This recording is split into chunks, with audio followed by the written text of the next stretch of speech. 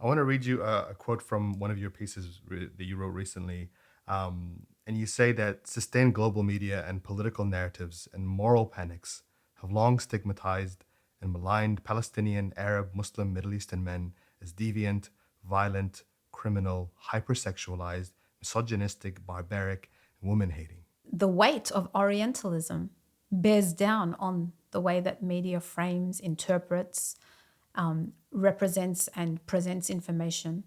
And of course, I was writing that in the context of the war atrocity and rape atrocity propaganda, particularly after the New York Times article, which was syndicated in mainstream in mainstream Australian newspapers.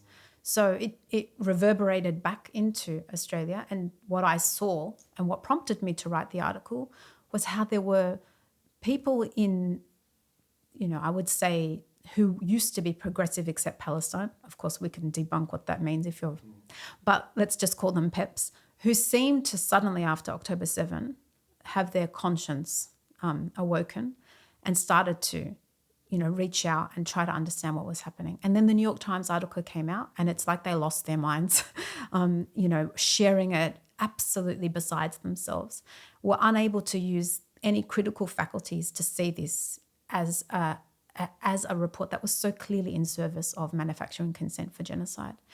And I was, prompted to write it because I could see how our societies are so primed to immediately believe what was so clearly, obviously, a beat-up story and propaganda.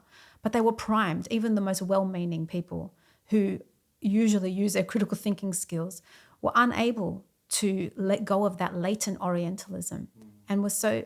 And not only that, they were unable to, and they were so quick to believe that, and there's been absolute, no attention to the actual documented cases of sexual violence against Palestinian girls and women that a UN report said that there was credible evidence of.